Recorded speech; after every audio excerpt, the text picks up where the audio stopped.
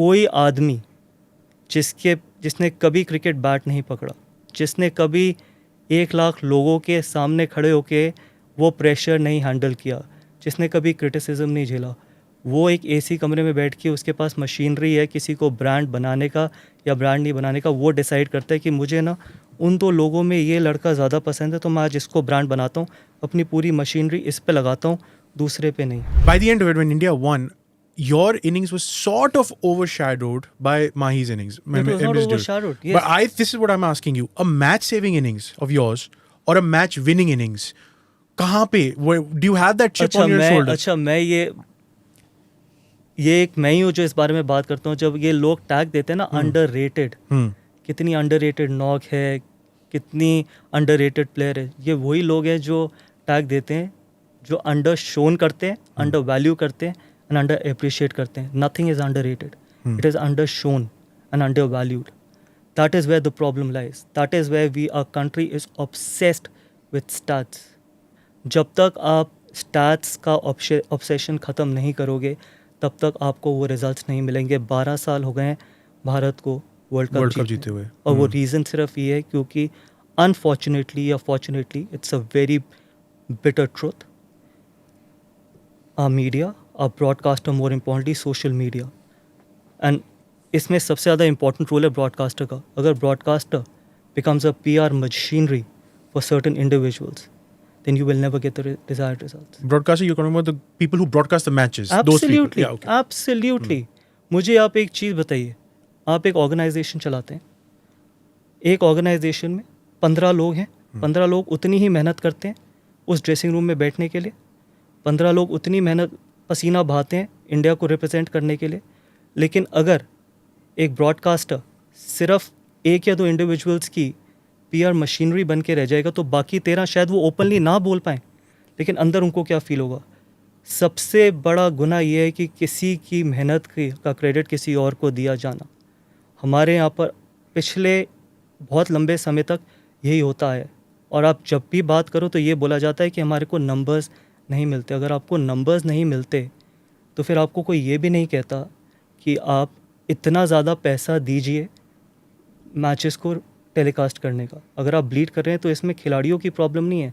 खिलाड़ी पूरा डिज़र्व करते हैं कि उनके परफॉर्मेंस का जो की एप्रिसिएशन जो है, जो उनका क्रेडिट है, वो उनको देना चाहिए और उनको मिलना भी चाहिए. मेरा एक और टेक है इसमें कि कोई आदमी जिसने कभी क्रिकेट बैट नहीं पकड़ा, जिसने कभी 1 लाख लोगों के सामने खड़े होके वो प्रेशर नहीं हैंडल किया, जिसने कभी क्रिटिसिज्म नहीं झेला, वो एक एसी कमरे में बैठ के उसके पास मशीनरी है किसी को ब्रांड बनाने का या ब्रांड नहीं बनाने का, वो डिसाइड करता है कि मुझे ना उन 2 लोगों में ये लड़का ज़्यादा पसंद है तो मैं आज इसको ब्रांड बनाता हूँ, अपनी पूरी मशीनरी इस पे लगाता हूँ, दूसरे पे नहीं.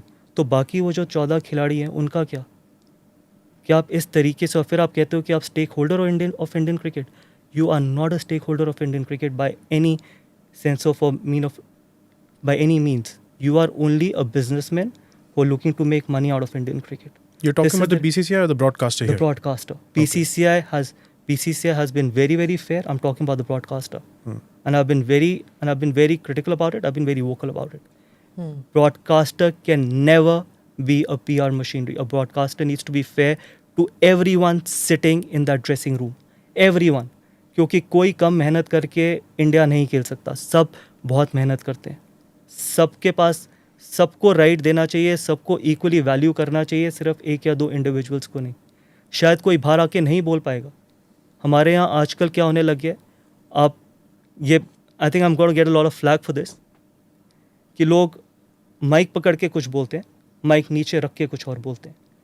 आज सबसे बड़ी चीज़ क्या है, आज आप किसी को नहीं भी लाइक करते लेकिन आपको उसके बारे में इसलिए सोशल मीडिया पे बोलना पड़ता है क्योंकि आपको फॉलोअर्स चाहिए. सोशल मीडिया डिसाइड करती है, आपके फॉलोअर्स डिसाइड करते हैं कि आपको कितना क्रेडिट मिलना चाहिए, कितना क्रेडिट नहीं मिलना चाहिए. This is not right. This is not how you will go on to win the world cups. This will not happen. जब तक हम 15 या फिर वो जितने खिलाड़ी उस ड्रेसिंग रूम में हैं सबको एक लेवल पे, एक इक्वल लेवल पे नहीं देखेंगे, तब तक हम जितना मर्जी बात कर लें, जितना मर्जी कहते हैं इंडिया 12 साल से वर्ल्ड कप क्यों नहीं जीता, ICC ट्रॉफीज़ क्यों नहीं जीती, ये जवाब सिर्फ उन खिलाड़ियों ने नहीं देना. ये जवाब, इस सवाल का जवाब मीडिया से लेके, ब्रॉडकास्टर से लेके, सोशल मीडिया से लेके, मेरे जैसे एक्सपर्ट्स से लेके, नॉर्मल पब्लिक से लेके, सबको देना है कि क्या हम इंडिविजुअल ऑब्सेस्ड नेशन है या टीम ऑब्सेस्ड नेशन है.